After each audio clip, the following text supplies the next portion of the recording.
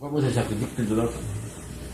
No identificándose uno con eso, sino tratar de comprender de que son acontecimientos que tienen relación con el karma. Está un poco vaga la verdad. ¿Mm? Muy vaga. Muy vaga. Porque realmente voy a decirles a ustedes una gran verdad. El dolor solamente se sacrifica autoexplorándolo y haciéndole la disección. Dejamos un caso concreto. Pongamos que un hombre de pronto encuentra a su mujer platicando muy quedito por ahí en un cuarto con otro hombre. Realmente esto puede provocarle ciertos celos. Es natural que se espera. Ahora, si encuentra a la mujer ya demasiado quedito, es demasiado mucha intimidad con un ejemplo XX, puede haber un estallido de celos, ¿no? Acompañado de un gran disgusto, ¿no? Tal vez hasta una riña, ¿no? Por el otro hombre, por celos. Esto produce un dolor espantoso al marido ofendido, ¿no? Claro, aquí se puede dar origen a un divorcio, ¿no? Un dolor moral horripilante. Sin embargo, tú no viste, sino que platicaba muy quedito, pero no te consta nada más, ¿no? Pero la mente puede formarse muchas conjeturas, ¿no? Y aunque la mujer niegue, la mente es muy... tiene muchos ardides, muchos recovecos, pues se forman naturalmente muchas conjeturas. ¿Qué hacer para salvarse de ese dolor? ¿Cómo aprovecharlo? ¿Cómo renunciar al dolor que le ha producido eso? Hay una forma de resolverlo, de sacrificar ese dolor. ¿Cuál? La autorreflexión evidente del ser, la autoexploración de sí mismo. ¿Están seguros ustedes, por ejemplo, de que ustedes nunca han tenido relación con otra mujer? ¿Se está seguro de que jamás se ha acostado uno a dormir con otra fémina? ¿Se está seguro de que jamás uno ha sido adúltero? Ni en esta ni en pasadas reencarnaciones. Claro, hasta que no, ¿no? Que todos en el pasado fuimos adúlteros, fornicarios. Es obvio. Si uno llega a la conclusión, pues, de que uno también fue fornicario y adúltero, entonces, ¿con qué autoridad está juzgando a la mujer? ¿Por qué lo hace? Para juzgarla. Lo hace sin autoridad. Y ya Jesús el Cristo, en la parábola de la María Magdalena, digo de la adúltera, que era mujer de los evangelios crísticos, exclamó: el que se sienta libre de pecado, que arroje la primera piedra. Nadie la arrojó. Ni mismo Jesús se atrevió a arrojar. Le dijo: mujer, ¿dónde están los que te acusaban? Ni yo mismo te acuso. Ve y no peques más. Ni él mismo, que era tan perfecto, no se atrevió, siendo él. Ahora, nosotros con qué autoridad lo haríamos. Entonces, ¿quién es el que nos está proporcionando el sentimiento? ¿El supremo dolor? ¿No es acaso el demonio de los celos? Obviamente. ¿Qué otro demonio? El yo del amor propio, que ha sido herido mortalmente, ¿no? El yo del amor propio es egoísta en el 100%, ¿no? ¿Y qué otro? el yo dijéramos, de la autoimportancia. Se siente muy importante. Yo, señor Don Fulano de tal, de esta mujer, venga aquí, con esa clase de conducta, vea qué orgullo tan terrible del señor de la autoimportancia, ¿no? O aquel otro de la intolerancia que dicen, fuera, adúltera, te condeno, malvada, yo soy virtuoso, intocable. Y ahí pues el delito dentro de uno mismo. Y ese tipo de yoes son los que vienen a producir el dolor. Cuando uno ha llegado, bueno, un poquito de eso, cuando uno ha llegado a la conclusión de que son esos yoes los que le han producido el dolor, entonces se concentra en la Madre Divina Kundalini y ella desintegra esos yoes. Al quedar desintegrado ya, el dolor termina. Al terminar el dolor queda la conciencia hecha, libre. Entonces, mediante el sacrificio del dolor, se ha aumentado la conciencia y se ha adquirido fortaleza. Mediante el sacrificio del dolor. Ahora, supongamos que no fueron unos simples celos, sino que fue más que sí hubo adulterio, la verdad. Entonces tendrá que venir, yo sí, un divorcio, porque eso lo autoriza la ley divina, ¿no? Pero en ese caso,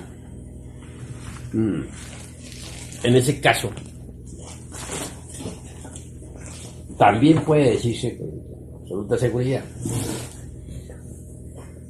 déjala así, man, déjala así ya esto es lo último, que se puede sacrificar también ese dolor y decir, bueno, está, adulteró. Yo estoy seguro de donde no haber adulterado jamás, sí, adulteré, se dice. Entonces, ¿por qué condeno?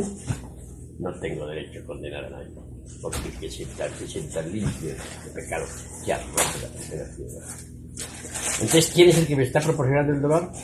Porque hoy la intolerancia, de la autoimportancia, de los celos, del amor propio, etc. Ya que se llegó a la conclusión de que esos son los que están ocasionando el dolor, entonces, a trabajar para desintegrarlo. Y el dolor desaparece, queda eliminado. ¿Por qué? Porque se ha sacrificado.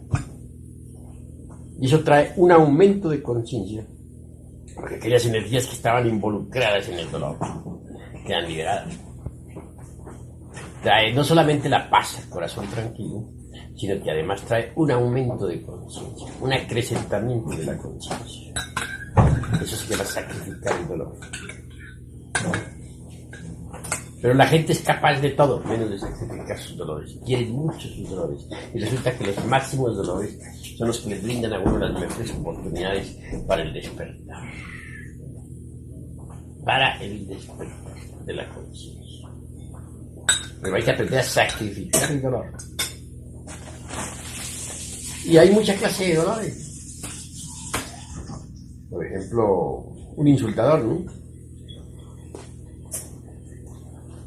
¿Qué provoca un insultador? Pues el deseo de venganza inmediata, ¿no? Inmediata. ¿Por qué? Por las palabras dichas. Pero si uno no se identifica con los yoes de la venganza, es claro que no contestaría al insulto con el insulto. Pero si uno se identifica con los yoes de la venganza, estos los relacionan a uno a su vez con otros yoes más perversos. Y termina uno en manos de yoes terriblemente perversos haciendo disparate y medidos. Así como existe fuera de nosotros una ciudad, por ejemplo, la Ciudad de México, cualquier ciudad del mundo donde uno viva, así también dentro de uno mismo hay una ciudad psicológica. Eso es claro. Así como en la ciudad está, de la vida urbana común y corriente, hay gente de todas clases, colonias de gente buena y colonias de gente mala. Así también sucede con las ciudades, con la ciudad interior, la ciudad psicológica. En esa ciudad psicológica vive mucha gente. Mucha gente. Nuestros propios yoes son esas gentes que viven ahí. Y hay colonias de gentes decididamente perversas. Y hay colonias de gente media, y hay colonias más o menos selectas. Nuestra propia ciudad psicológica es eso. Si uno se identifica, por ejemplo, con un yo de venganza, ese a su vez lo relaciona a uno con otros yoes de barrios muy bajos, donde viven asesinos, ladrones, etc. Y al relacionarse con esos a su vez llegan y lo controlan a uno, lo controlan el cerebro, y resultan haciendo barbaridad y media. Va uno a parar por último a la cárcel. Pero ¿cómo evitar entonces caer en semejantes absurdos? Pues no identificarse con el insultador. No identificarse. Hay yoes dentro de uno mismo que le dictan a uno lo que debe hacer, y que le dicen: contesta, véngate, sácate el clavo, desquítate. Si uno se identifica con esos, termina contestando pues al insultador. Termina uno vengándose, desquitándose, etc. Pero si uno no se identifica con el yo que le está dictando a uno que haga semejantes barbaridades, pues entonces no hace eso. En todo caso, el insultador deja, dijéramos, en el fondo del insultado o del ofendido, deja dolor. Lo interesante sería que el ofendido pudiera sacrificar ese dolor, y puede sacrificarlo a través de la meditación. Comprender que el insultador es una máquina que está controlada por determinado yo insultante, y que lo ha insultado un yo. Comprender también que uno es una máquina y que dentro tiene yoes de insulto. Entonces, si uno compara y dice: aquel insulta, pero yo dentro de mí también existen yoes del insulto, entonces no tengo yo por qué condenar a aquel, porque yo cargo lo mismo que aquel. Si yo cargo dentro de mí también yoes de insulto, entonces no tengo por qué condenarlo. Además, ¿qué es lo que se ha herido en mí? Posiblemente el amor propio, posiblemente el orgullo. Bueno, entonces tengo que descubrir si fue el amor propio o si fue el orgullo o qué. Cuando uno ha descubierto quién fue el que se dio, pues si fue el orgullo, pues a desintegrar el orgullo. Si fue el amor propio, pues a desintegrar el amor propio. Entonces da como resultado que al desintegrar eso, queda libre del dolor. Ha sacrificado el dolor. Y en su reemplazo ha nacido una virtud, la de la serenidad. Ha despertado aún más. Entonces, hay que tener en cuenta todos esos factores, aprender a sacrificar el dolor. La gente todo es capaz de sacrificar, menos el dolor. Quieren mucho sus propios sufrimientos. Los idolatran. He ahí el error. Aprender a sacrificar unos mismos dolores. Eso es lo interesante para poder despertar conciencia. Claro, no es cosa fácil. El trabajo es duro. Ir contra uno mismo es algo muy duro. No es muy dulce. Pero sí vale la pena ir uno contra uno mismo. Por los resultados que va a obtener. Es el despertar.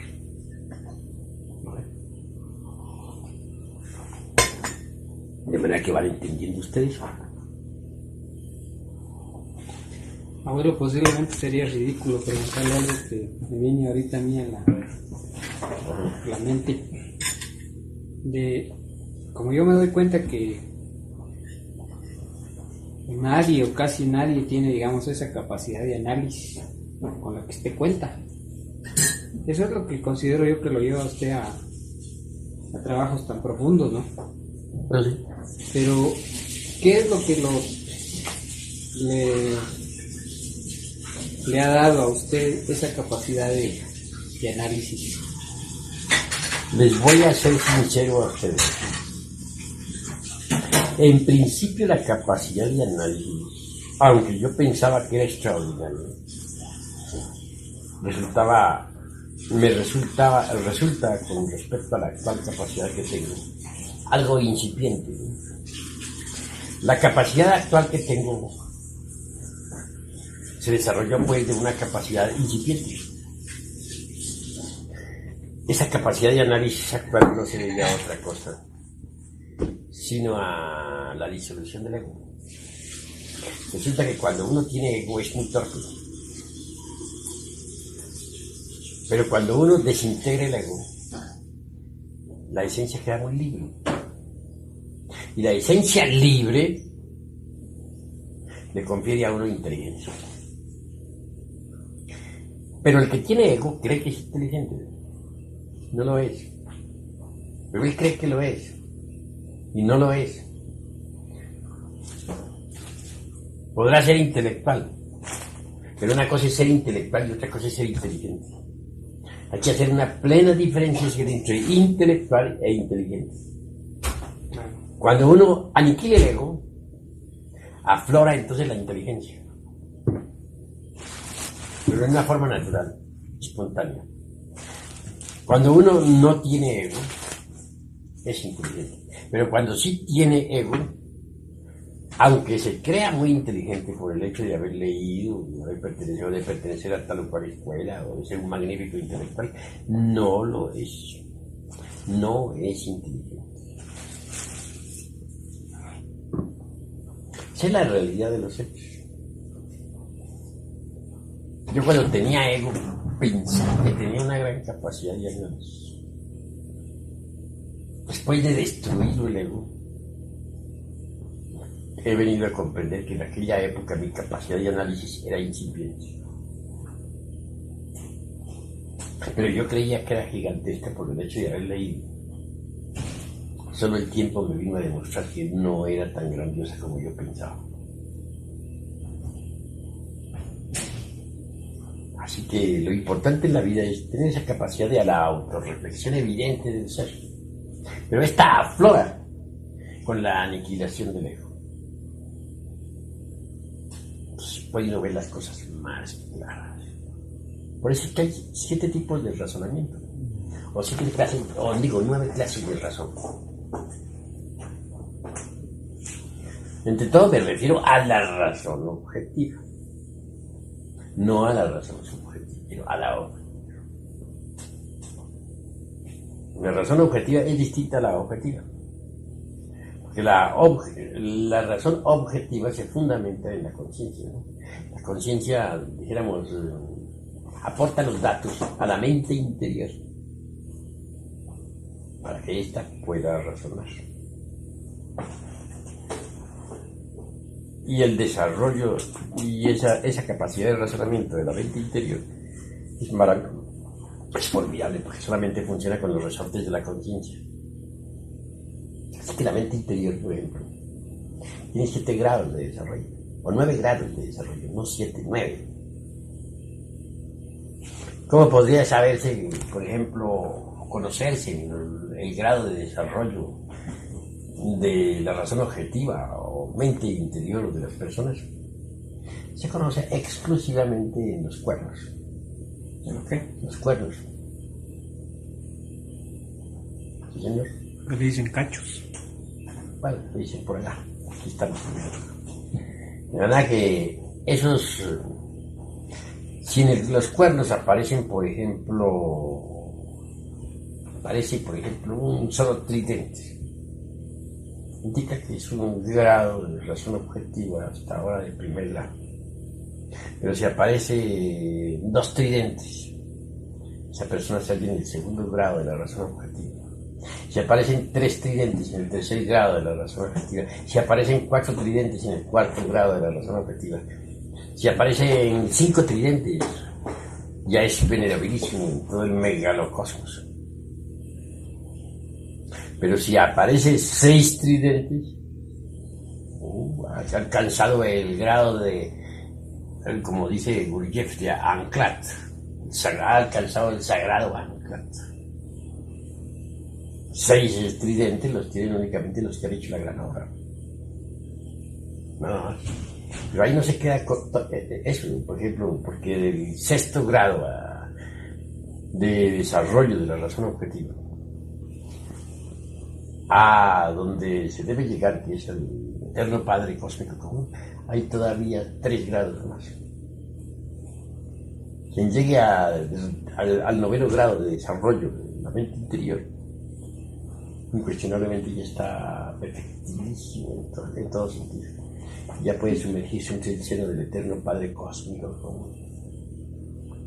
Se conoce en todo caso el grado de desarrollo de la razón objetiva por los tridentes de los cuernos. Bueno, podría decírseme que los cuernos los tienen solamente los demonios, ¿no? En todo hay su pro y su contra. Si bien es cierto, por ejemplo, que la electricidad puede servir para los usos industriales, también sirve para matar.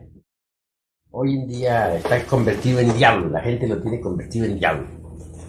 Visto interiormente, con el sentido de la autoobservación psicológica desarrollada, se puede ver como un verdadero diablo. Así lo tiene la pobre gente. Pero cuando uno comienza a desintegrar el ego, él comienza a blanquear. Cuando uno sabe sacrificar sus propios sufrimientos, él comienza a blanquear. Cuando uno ha desintegrado completamente al ego, él resplandece gloriosamente. Y al integrarse con el iniciado lo transforma en arcángel, porque él mismo viene a convertirse en arcángel. Y conservará siempre sus cuernos, pero en los cuernos están los tridentes, y el número de tridentes indica el grado de desarrollo alcanzado en la razón objetiva del ser. Tendrá que llegar uno a poder, dijéramos, comprender y hasta analizar o, dijéramos, discernir con la razón objetiva las verdades más trascendentales del espíritu, del ser. Es algo muy grandioso, ¿no? Pero eso no se consigue de la noche a la mañana, sino mediante el desarrollo de la razón objetiva. Y la razón objetiva no puede desarrollarse sino mediante los sucesivos despertares de la conciencia. Conforme la conciencia va despertando más y más, conforme se va haciendo más y más objetiva, conforme se va desarrollando y acrecentando en cada uno de nosotros, así también, y de la misma manera, su vehículo, que es la mente interior, se va desarrollando. Es decir, y los funcionalismos de la razón objetiva obviamente se van desarrollando. Pero distingamos entre razón objetiva y razón subjetiva. La gente tiene la razón subjetiva desarrollada, pero no tiene la razón objetiva del ser. Porque hay 3 mentes. La mente sensual, que elabora sus conceptos de contenido con los datos aportados por los sentidos. Ella no puede saber nada de la verdad, ni de Dios, ni de lo real. Allí está la razón, de tipo perfectamente subjetivo. La mente interior, donde están depositadas las creencias, tampoco puede saber nada de lo real. Por último, la mente interior. Esta es el vehículo de la conciencia. Conforme la conciencia vaya despertando, la mente interior va desarrollando sus procesos analíticos objetivos en forma extraordinaria. De manera que quien llegue a tener, por ejemplo, el desarrollo total de 9º grado, y llegue a tener los 9 tridentes en los cuernos de su Lucifer particular individual, indubitablemente se ha hecho absolutamente consciente de lo real, de la verdad. Pues hasta puede procesar análisis sobre la misma. Es un dios. Un Paramartasatya, digamos, ¿no? Podría decirse, Paramartasatya. Pero no se alcanza semejantes estaturas sino mediante los sucesivos despertares de la conciencia. Y no se puede llegar a esos sucesivos despertares de la conciencia sino sacrificando el dolor, aprendiendo a sacrificar sus propios sufrimientos. Porque en realidad, de verdad, cada vez que uno sacrifica un sufrimiento, se acrecenta la conciencia y se adquiere más fortaleza psicológica. Eso está ya debidamente, dijéramos, evidenciado. De sacrificar el dolor.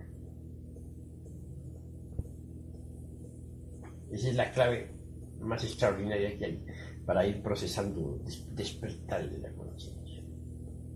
Estos diversos despertares a su vez van, dijéramos, acrecentando el desarrollo o intensificando el desarrollo de la razón objetiva que pertenece, como ya dije, a la mente interior profunda. Por ese camino sigue ir acrecentando la conciencia cada vez más. Y conforme uno va acrecentando la conciencia, va matando karma. Va matando. Si alguien, por ejemplo, se hace consciente del dolor que le produjo un negocio mal hecho, digamos, un ejemplo, descubre que el yo de egoísmo estaba activo, entonces lo desintegra y mata karma. O descubre que el yo de la ambición estaba activo, mata karma al desintegrarlo. Si las gentes aprovecharan hasta el más ínfimo dolor de su vida para sacrificarlo, a la hora de la muerte desencarnarían sin karma, con conciencia completamente lúcida, despierta y sin karma.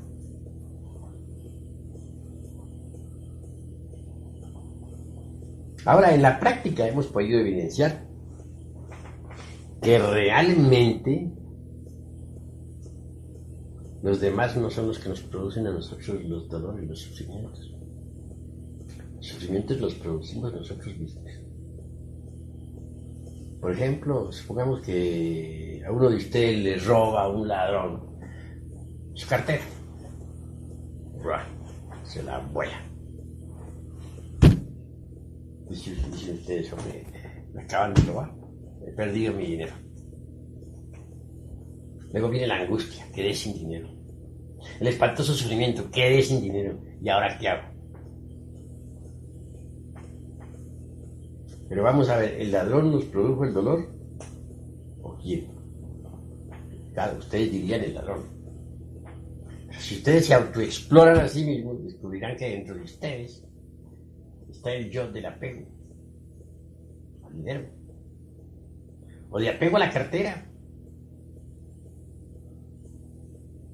También puede estar el yo del temor, y que exclama, ¿y ahora qué haré sin dinero? De manera que está el yo del apego y el yo del temor. Eso produce angustia, esos yoes. Si viene la meditación y se sacrifica el dolor, se comprende uno que el dinero es pasajero, que las cosas materiales son vanas y ilusorias. Si se hace consciente de esa verdad, si esa verdad no queda simplemente en el intelecto, sino que se queda en la conciencia, si llega uno a comprender que estaba pegado a su cartera y a su dinero,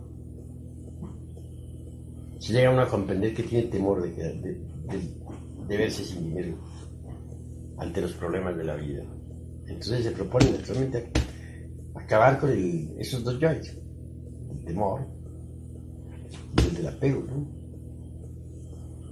Si voy a sacrificar ese dolor, porque esto es vano e ilusorio, y le hacen la disección a ese dolor, voy a comprender que es vano e ilusorio, puesto que una cartera, un dinero, todo eso son cosas perecederas. Entonces termina desintegrando el yo del apego del dinero y al yo del temor. Y en esa forma sacrifica su dolor y desaparece el dolor. Pero realmente, ¿quién era al llegar a esas alturas, digo yo, vienen a darse cuenta quién era en verdad el que le estaba produciendo el dolor? No fue el ladrón el que le produjo el dolor, sino el yo del apego a las cosas materiales y el yo del temor. Y lo viene a comprobar uno después de que sacrifica el dolor, después de que desintegra los yoes del temor y del apego. Lo viene a comprender porque el dolor desaparece absolutamente. Entonces no fue el ladrón el que le ocasionó el dolor, las causas del dolor las lleva uno dentro de sí mismo. No fuera de sí mismo, sino dentro.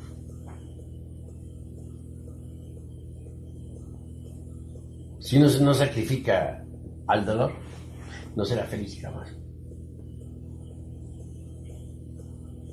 Porque las causas del dolor no están fuera de uno mismo, sino dentro de uno mismo.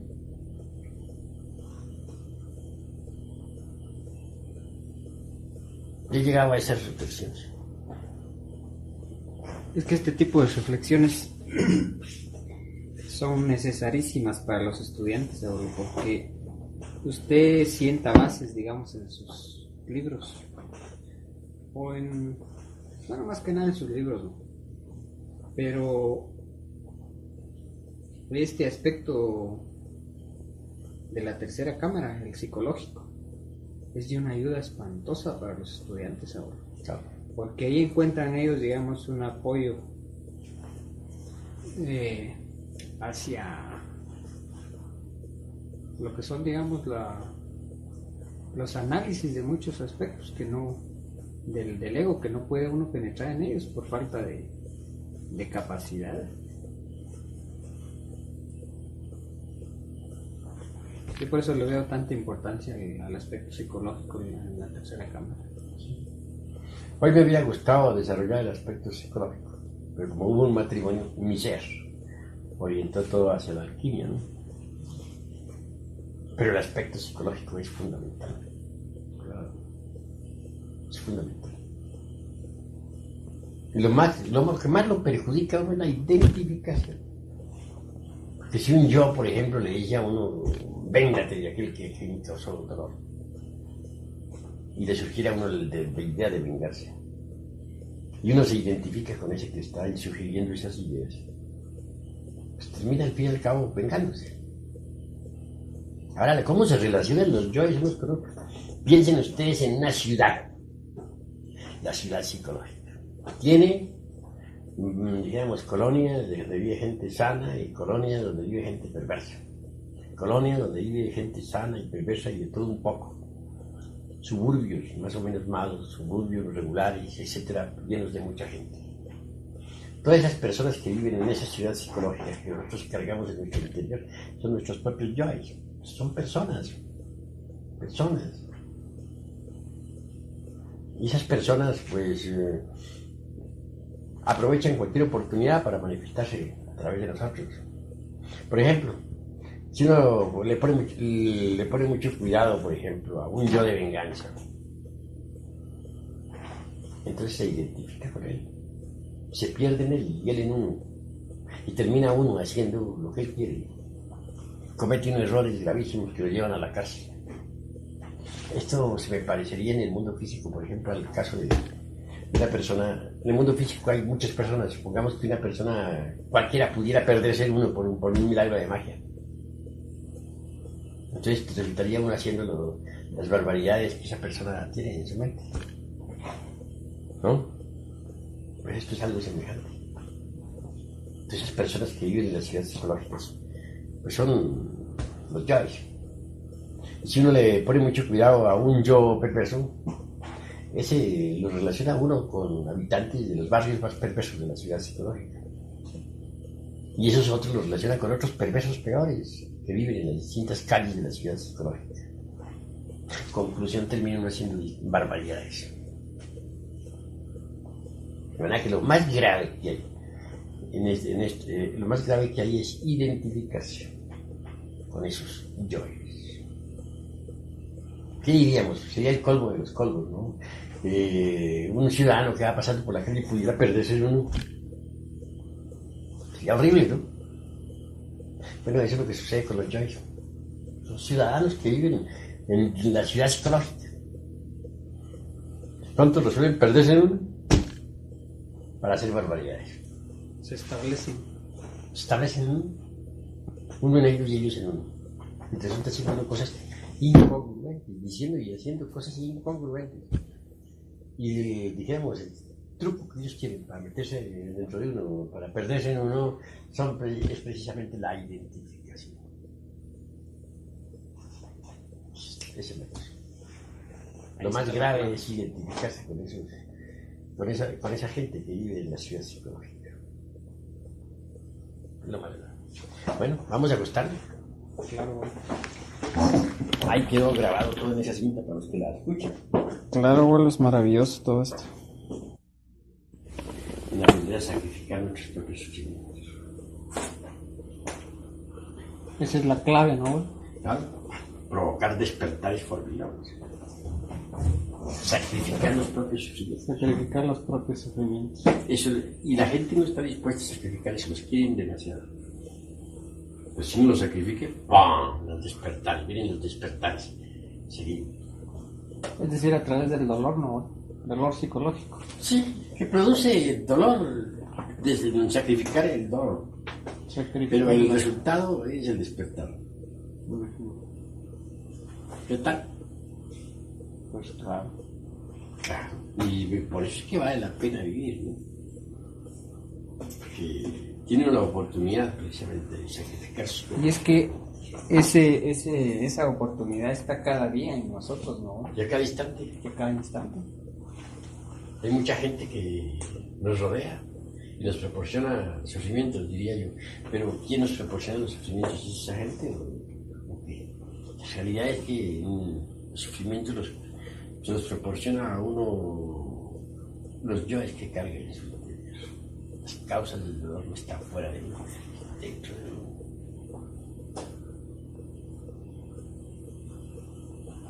Esa es la realidad. Bueno, vamos a empezar mañana a sacrificar. ¿Ah? Vamos a empezar mañana. Sagrado ancla, es decir, ha hecho la gran obra. Sin embargo, de ahí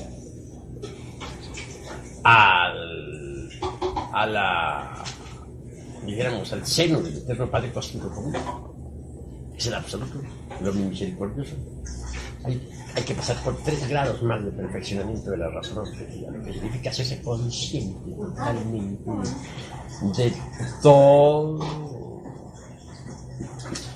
de todas las grandes verdades trascendentales del ser. La verdad que se sumerge ya en el seno del Eterno Padre Cósmico, como llevó su razonamiento objetivo a la perfección absoluta, ¿no?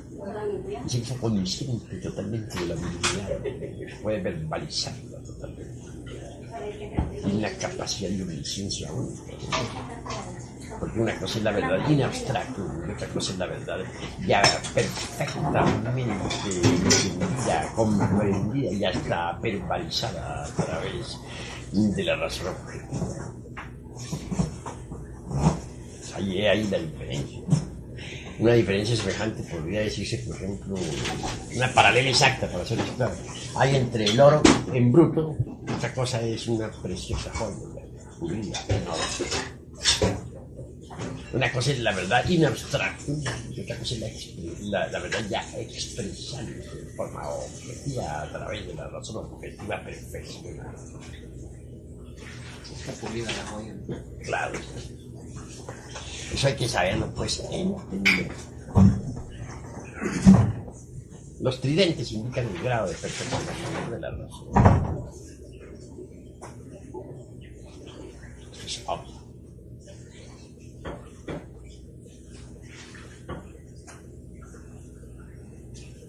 En todo caso, pues, la base del perfeccionamiento de la razón objetiva estriba, pues, en que esté más o menos muerto.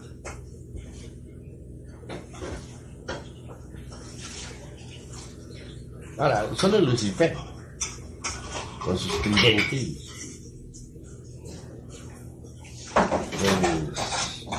puede indicarnos con exactitud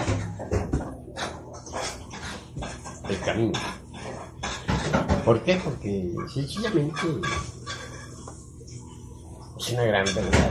Lucifer es el que da el impulso del material para la gran obra. El chiste Lucifer desciende en nuestros propios infiernos atómicos para servirnos de escalera para subir. Y ahí lo grande del chiste Lucifer.